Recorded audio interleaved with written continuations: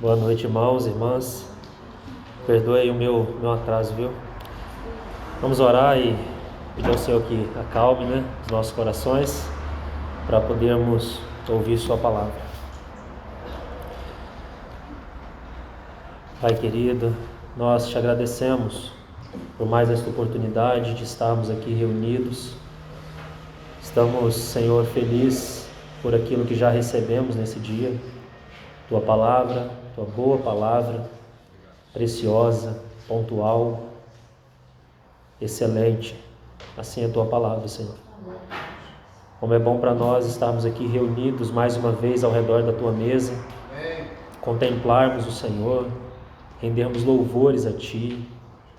Um momento onde o Senhor ministra a nós as bênçãos que há na pessoa de Teu Filho. Um momento familiar, um momento onde nos sentimos, Senhor, pertencentes, certamente em todos os outros, Senhor, também, mas este momento é aquele momento onde nós podemos olhar para o Senhor em Tua mesa e sentir que somos eternamente amados e sentir que somos Teus e o Senhor é nosso de uma maneira única, Senhor, porque estamos reunidos como corpo ao redor de Ti. Fale conosco, Senhor. Nós rendemos louvor a Ti. Nossos corações anseiam por Ti, Senhor. Retire tudo aquilo que possa nos impedir de ouvir a Ti neste momento, Senhor. Usa a Tua palavra para a honra e glória do Teu nome. Em nome de Jesus. Amém. Então vamos abrir ao Salmo 139 para nós continuarmos então de onde paramos. Hoje pretendo fazer um pouquinho mais de progresso nesse salmo. E percebi que nos últimos momentos eu acabei trilhando poucos versos, Então vamos ver até onde o Senhor nos concede graça. Salmo 139, como os irmãos sabem, esse é um salmo de Davi, E nós já vimos até o versículo 6, se não me falha a memória. Salmo 139, nós vimos então dos versos 1 a 6. Quando Davi termina nesse verso 6, após contemplar esse conhecimento que Deus tem a seu respeito, ele diz: tal conhecimento é maravilhoso demais para mim, é sobremodo elevado, não o posso atingir. Davi ele termina reconhecendo a sua pequenez diante de um Deus tão grande, E assim também nós citamos, o apóstolo Paulo também faz, quando ele escreve a carta aos Romanos, aquela doxologia no capítulo 11, aquele louvor, Ele termina ali como que de joelhos. Após ele falar da sessão doutrinária, capítulo 1 a 8, ele entra no capítulo 9, 10 e 11, falando do mistério de Israel. E então no capítulo 11 ele diz: profundidade da riqueza, tanto da sabedoria como do conhecimento de Deus.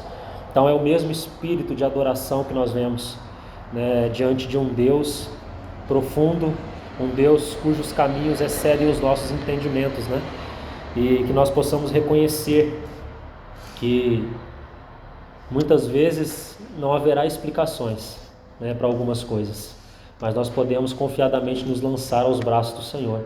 Nós conhecemos a quem nós servimos e a quem nós pertencemos, Então nós podemos nos lançar mesmo que nós não conheçamos o caminho muitas vezes. Você se lembra da experiência de Abraão, irmão?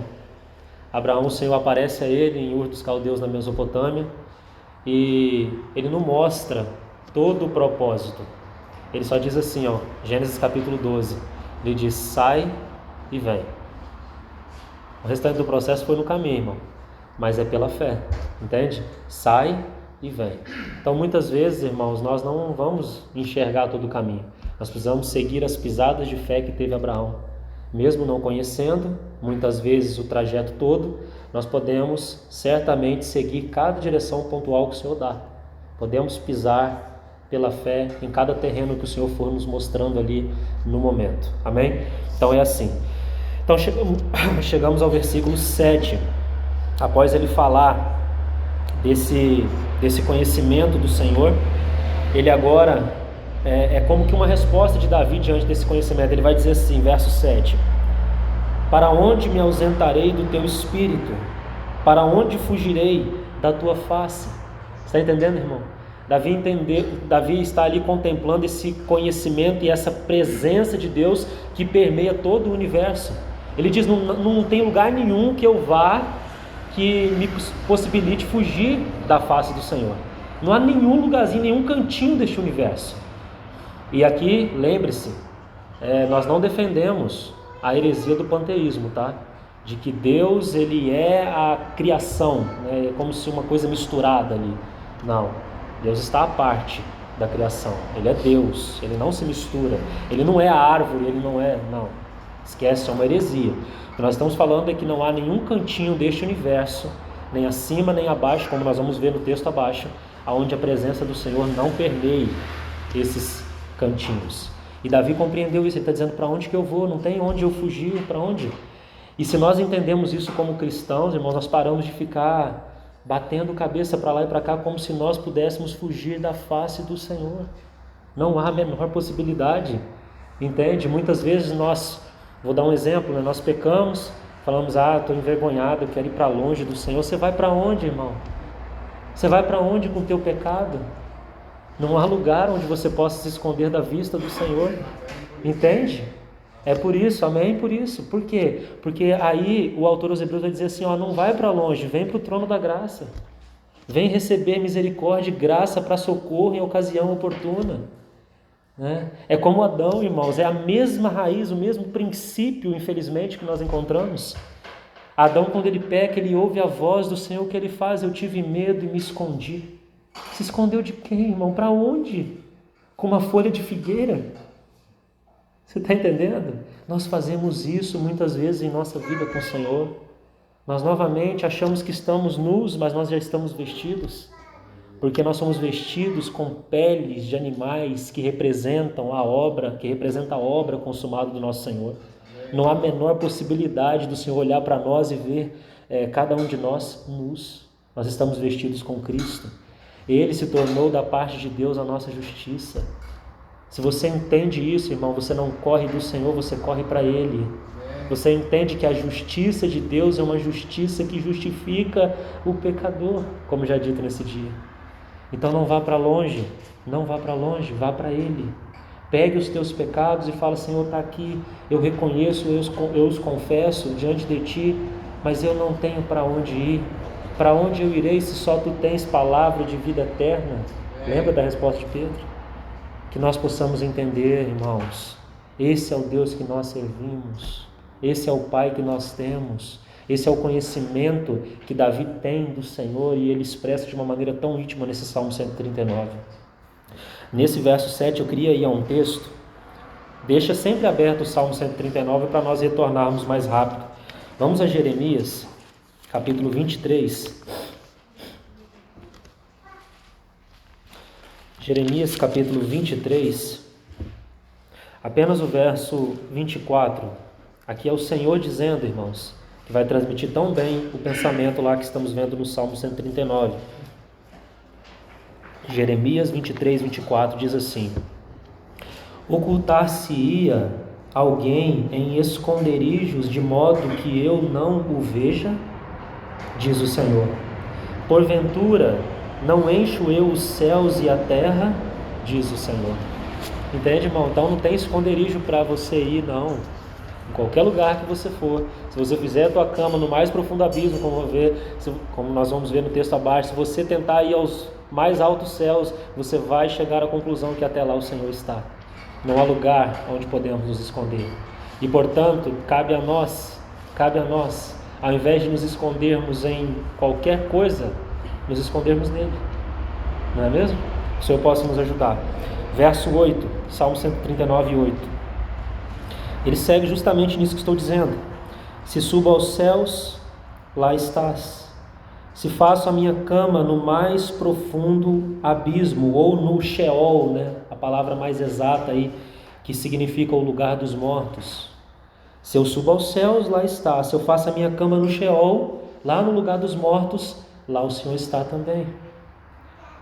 Se tomo as asas da alvorada e me detenho nos confins dos mares, ainda lá me haverá de guiar a tua mão e a tua destra me susterá.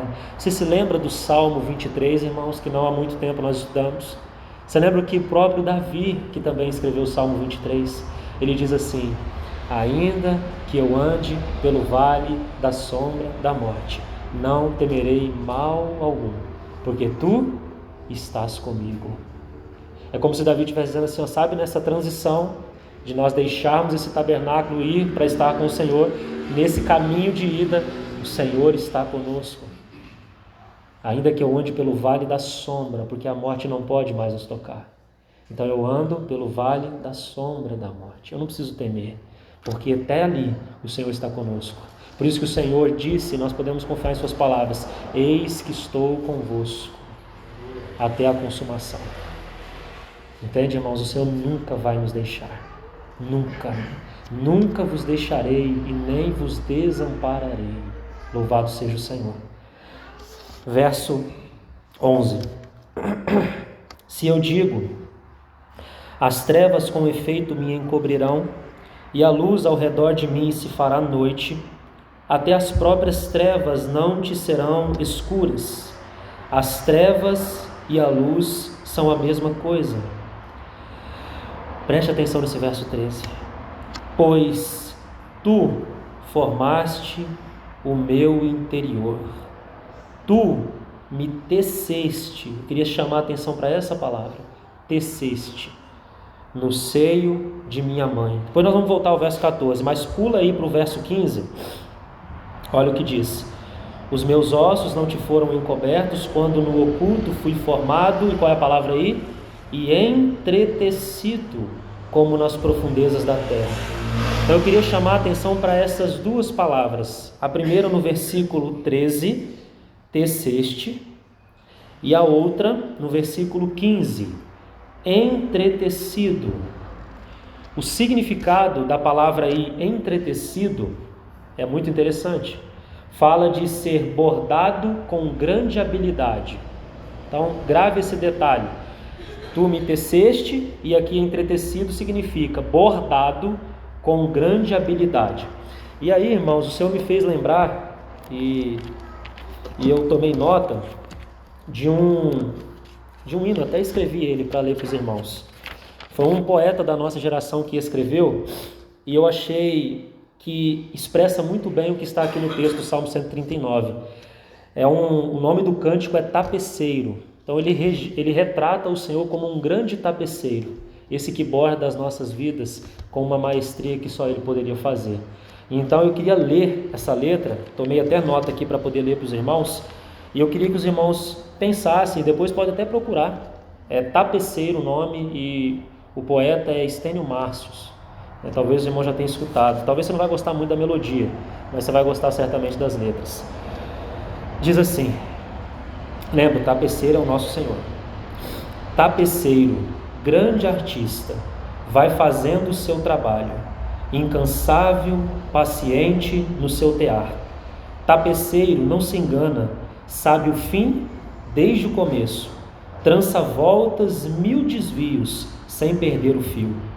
Minha vida é obra de tapeçaria, é tecida de cores alegres e vivas, que fazem contraste no meio das cores nubladas e tristes.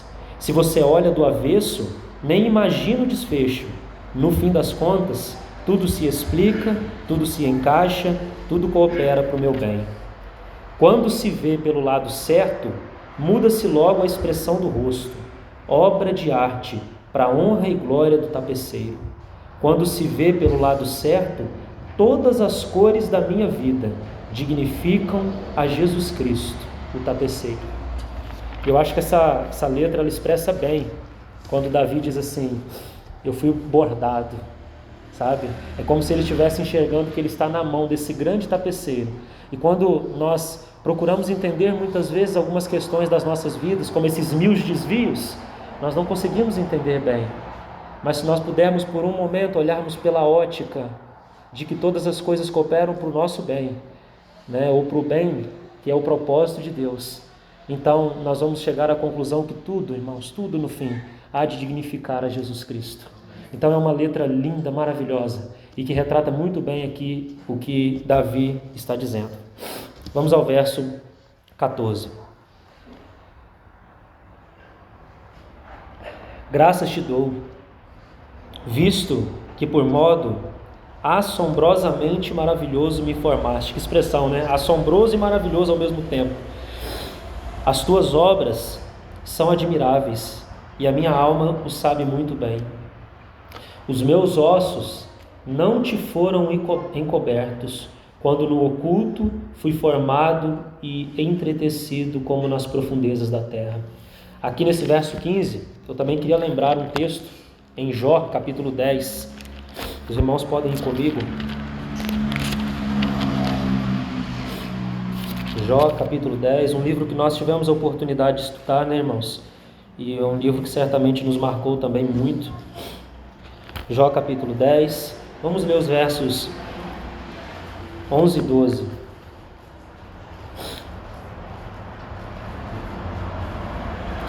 É a mesma linguagem lá que nós encontramos no Salmo 139. Diz assim: de pele e carne me vestiste, e de ossos e tendões me entreteceste. Está vendo a mesma palavra lá? Vida me concebeste na tua benevolência, e o teu cuidado a mim me guardou. Isso é verdade para todos nós, irmãos, todos nós. Graças a Deus por isso. Verso 16. Pelo caminhar, capaz de nós até terminarmos esse salmo, né? Verso 16. Os teus olhos me viram a substância ainda informe, e no teu livro foram escritos todos os meus dias, cada um deles escrito e determinado, quando nenhum deles havia ainda. Aqui nós entramos em parafuso, né? Como já em algumas questões que entramos nesta manhã como igreja aqui. Mas, irmãos, não há dificuldade nenhuma. Se nós entendermos que o Senhor é soberano e o homem é responsável, está tudo bem, né? É óbvio que o Senhor determinou todas as coisas, porque Ele está acima e além do tempo. Deus não é pego de surpresa, né? Nenhum momento.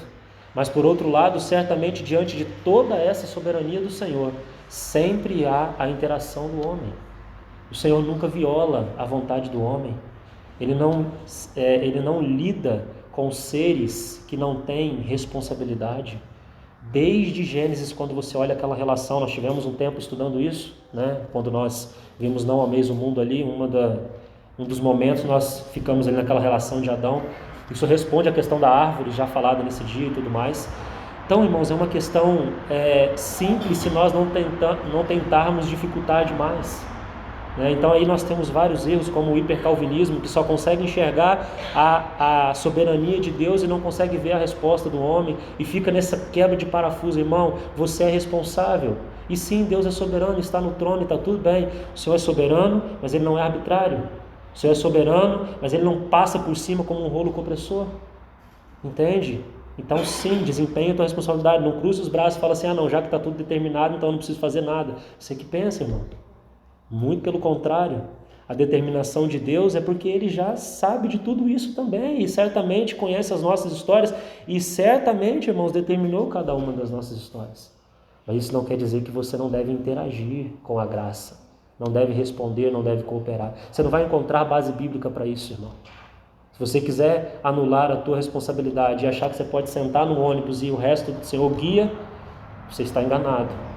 Há promessas que são para aqueles que são vencedores, para aqueles que são responsáveis, para aqueles que interagem com a graça. Por isso que Paulo vai dizer no capítulo 2 de 2 Timóteo, segunda ou primeira, né? Quando ele vai falar das parábolas, na primeira carta ou na segunda, irmãos? Vou citar, né? Só para... Citei há pouco tempo e já esqueci, né? Que memória, né? Isso aqui é o capítulo 2, é da segunda, tá, irmãos? 2 Timóteo, capítulo 2, quando Paulo vai dizer assim: Timóteo, fortifica-te na graça que há em Cristo Jesus. Busca tua força lá, porque sem a graça nós não podemos fazer nada. Mas a graça, ela veio para quê? Para substituir a vontade do homem? Não. A graça veio para habilitar a vontade do homem. A graça veio para dar suporte porque o homem sozinho não poderia fazer, mas tendo a habilitação da graça agora deve fazer, deve responder, deve interagir. Então não entenda essa determinação, irmãos, de uma maneira equivocada, tá? Isso há de gerar prejuízos na tua vida cristã. Então pondere sempre esses dois aspectos. E eu queria ler dois textos também dentro desse verso 16. O primeiro está em Salmo também, capítulo 56.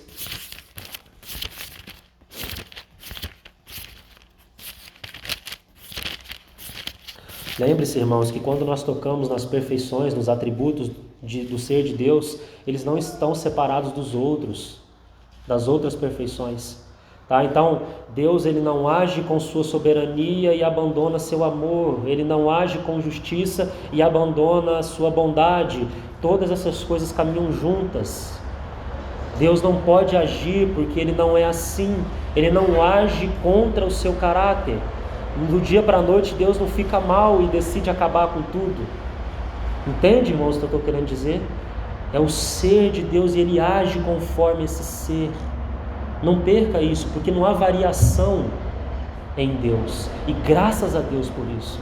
Graças a Deus por isso. Não há variação em Deus. Você não vai acordar com um Deus te amando e no outro dia Ele está te odiando, irmão. Isso não é Deus. Então nós precisamos ter uma mente correta a respeito de quem é o nosso Senhor. Salmo 56, verso 8. Olha que texto, irmãos. Vamos ler o título aqui, só para os irmãos entenderem o contexto do Salmo 56. Conforto na perseguição.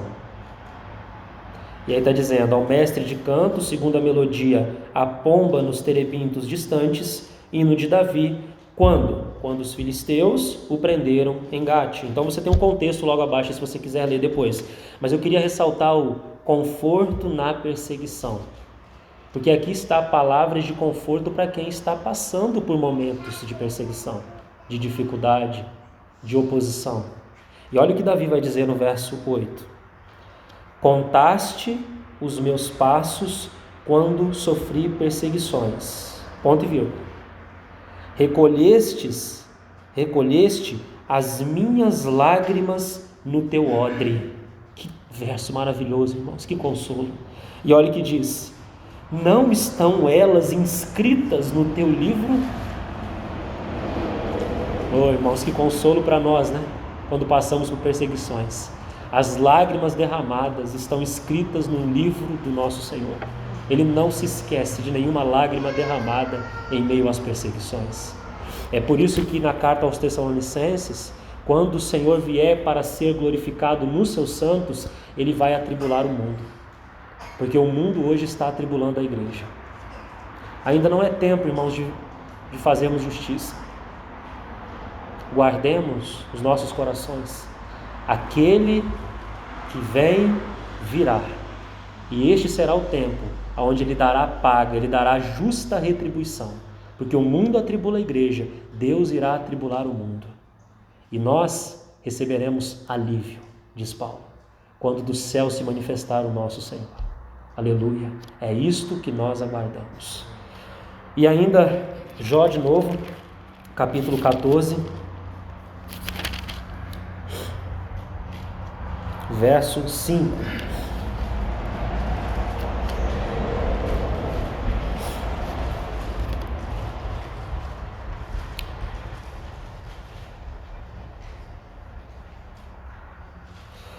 Diz assim: visto que aos seus dias estão contados, contigo está o número dos seus meses.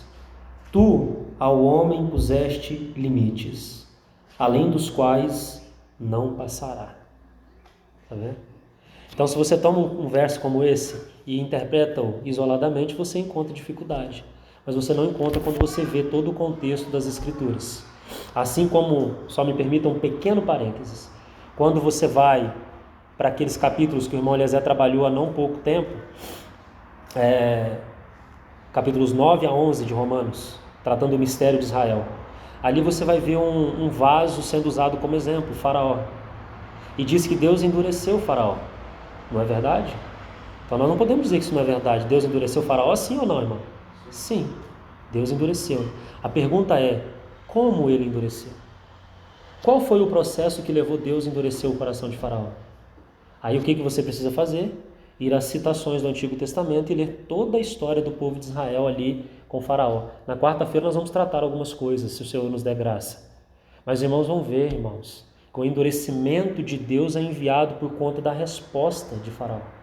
E assim também é com o povo de Israel, que também não respondeu às direções do Senhor e por isso foi endurecido. Era um povo responsável. Não acha que Deus endurece assim, irmão, de maneira arbitrária, não. O endurecimento é um juízo de Deus para um povo que não responde.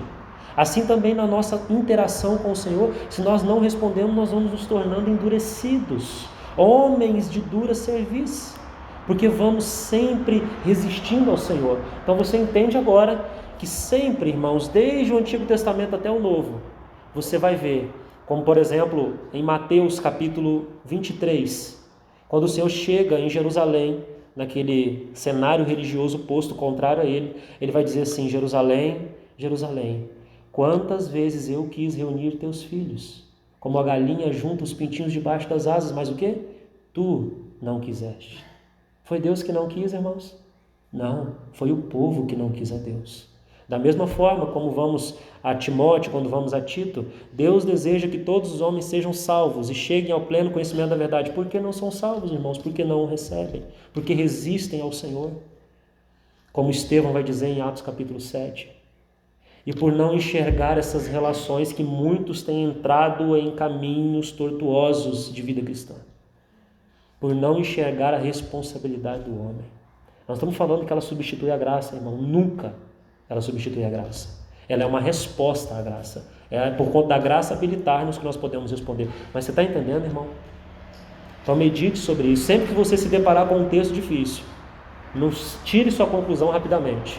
Leia o contexto imediato, leia o contexto remoto daquele livro e vá às outras porções das Escrituras, porque você não vai encontrar nenhuma contradição na palavra de Deus. Nenhuma sequer. O que os críticos fazem é levantar questões para afirmar que há erros na palavra de Deus. O que nós fazemos é, com o coração ensinável, nos aproximar e falar: Senhor, eu não entendi no momento, mas eu estou aqui. Eu sei que não há erro em tua palavra. O cristão crê, lê, crê e adora. É isso que ele faz. Vamos retornar para o Salmo 139? Irmãos, mais 10 minutos eu acredito que eu termino o Salmo. Para nós não fazermos um outro momento, vamos caminhar só mais um pouquinho, ainda o nosso tempo nos permite. Verso 17, né? 17 eu acho, né, irmãos? 17. Diz assim: agora você se depara com uma nova doxologia, uma nova adoração, um novo louvor. Assim como no verso 6 ele termina em adoração, aqui também terminando uma outra sessão. Nós dividimos esse salmo, lembra, em 4 partes? Nós estamos terminando mais uma sessão aqui, a terceira, dos versos 13 a 18, aqui nós estamos no verso 17 e 18, ele novamente está louvando, adorando. Ele vai dizer assim: que preciosos para mim, ó Deus, são os teus pensamentos, e como é grande a soma deles. Se os contasse, excedem os grãos de areia. Contaria, sem jamais chegar ao fim. Está vendo, irmão? É o mesmo sentimento. Você encontra em Romanos capítulo 11. Verso 19. Agora esse Davi que está na interação com o Senhor, ele é como se o coração de Davi e do Senhor estão entrelaçados. Agora você vai sentir isso no texto, irmão. É como se o pulsar do coração do Senhor também estivesse em Davi, aquela interação como se fosse um coração só. Porque Davi, ele se entristece com aquilo que o Senhor se entristece. Você vai perceber isso, irmão. Isso também acontece conosco em nossa vida cristã, quando vamos caminhando com o Senhor. Nós vamos sentindo esse pulsar do coração do Senhor. O cenário vai nos entristecendo também. Nós clamamos por justiça, não é mesmo? Clamamos por justiça. Quanta corrupção, quanta coisa, né, irmão, está posto aí. Fica tranquilo, como eu disse. O tempo de julgamento para tudo isso está perto. Muito perto. Santos há 2000 anos estão aguardando esse momento, irmãos. E nós temos a oportunidade de talvez sermos a geração de vermos a vinda do nosso Senhor. Já parou para pensar nesse privilégio, irmãos? Quantos santos morreram nessa expectativa e não puderam ver? Se você olhar para o cumprimento da palavra profética, você vai entender que realmente nós estamos na beiradinha disso acontecer. Só, irmão, vamos acordar. me entender, a si mesmo se purifica todo aquele que tem nele essa esperança. Não dá tempo mais de nos perdermos, irmãos, em questões pequenas. É tempo de vai alta noite e vem chegando o dia. Deixemos as obras das trevas e andemos nas obras da luz, como em pleno dia, não em orgias, bebedice, etc., como diz lá em Romanos capítulo 13. Então nós estamos nesse cumprimento aí. Esse é o momento que nós estamos vivendo. Graças a Deus por isso. Maranata, vem o Senhor Jesus. Maranata causa desconforto, irmão? Se causa, tem algumas questões ainda no nosso coração. E nós precisamos resolver a responsabilidade. Talvez alguns pecados habituais que o Senhor já lançou luz e nós não abandonamos. Talvez porque ainda queremos nossos projetos, nossas coisas, então estamos agarrados, nossas raízes estão muito profundas, né? Que o Senhor nos faça trigos prontos para a colheita, irmãos, que facilmente são arrancados. O trigo, quando ele está maduro, ele se curva e suas raízes elas são facilmente retiradas. Está vendo, irmão? Quanto mais maduro, mais humilde. Quanto mais maduro, mais condescendente. Então essas questões são relações que nós vamos tratar justamente pela urgência do tempo que nós estamos vivendo, né? E Davi vai dizer assim, então, verso 19: Tomara, ó Deus, desses cabo do perverso, apartai-vos, pois de mim, homens de sangue. Eles se rebelam insidiosamente contra ti. Está vendo onde está o coração de Davi? Contra ti. E como teus inimigos falam malícia. Já dito nesse dia também, as blasfêmias, né? Que o Senhor suporta. Olha agora, irmãos. Não aborreço eu, Senhor, os que te aborrecem, e não abomino os que contra ti se levantam. Aborreço-os com ódio consumado. Para mim são inimigos de fato. Texto forte, né, irmãos? Agora, irmãos, eu preciso criar um contraste aqui para que nós sejamos impactados. Você entende, irmãos, que Davi, ele se aborrece com aquilo que aborrece o Senhor, contra aqueles que falam contra o Senhor. Sabe o que nós fazemos, irmãos? Muitas vezes nos assentamos nas rodas dos escarnecedores e falamos coisas desagradáveis ao Senhor juntamente com eles. Não há uma expressão que eu vou usar, uma revolta santa, sabe, olha o que estão dizendo a respeito do Senhor. Não é uma justiça própria. Davi não está no justiça própria. É contra ti, Senhor. É aí que está o coração de Davi. Irmãos, pouco importa o que as pessoas falam a nosso respeito, nosso nome, no que diz respeito de ser mentira. Quando é verdade o que dizem, nós precisamos considerar e corrigir, porque senão você vai espiritualizar tudo, né, irmão? A pessoa está falando verdade contra você, você está no erro, você fala, não importa, né? Não tem problema nenhum, que estão falando sobre mim, não. Tem diferença. No Sermão do Monte o Senhor falou, bem-aventurados sois se mentindo vos perseguirem, disserem calúnias contra vós. Agora, se for verdade, irmão, pare de espiritualizar, para e reveja o caminho. Certo? São duas coisas diferentes. Agora, se mentindo, bem-aventurados sois, sabe por quê? Grande é o vosso galardão nos céus. É isso que o Senhor vai dizer. Há recompensa para aqueles que, tomando o caminho, seguindo as pisadas do Cordeiro, estão sofrendo injúrias falsamente. Há recompensa para nós. E Davi, irmãos, ele é muito forte essas expressões usadas aqui, porque a nossa vida está muito misturada com aqueles que aborrecem o Senhor. E muitas vezes nós nos juntamos aborrecendo o Senhor também, dizendo coisas que desagradam o Senhor. Quando Paulo vai tratar dessa relação em Efésios capítulo 5, ele vai dizer que palavras torpes nem sequer deveriam ser nomeadas no nosso meio, como convém a santos. Então que o Senhor nos ajude. E para terminar, versos 23 e 24, diz assim: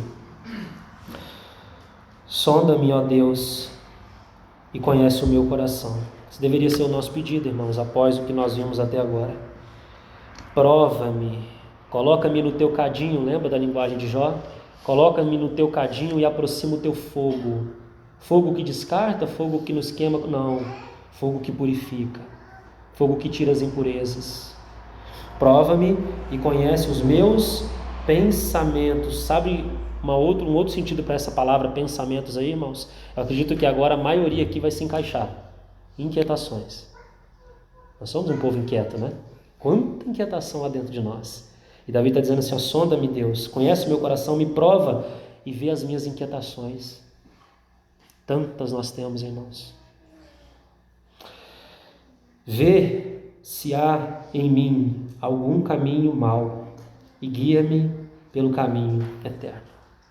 Então nós terminamos esse salmo com Davi completamente arrebatado, né? Está completamente conquistado.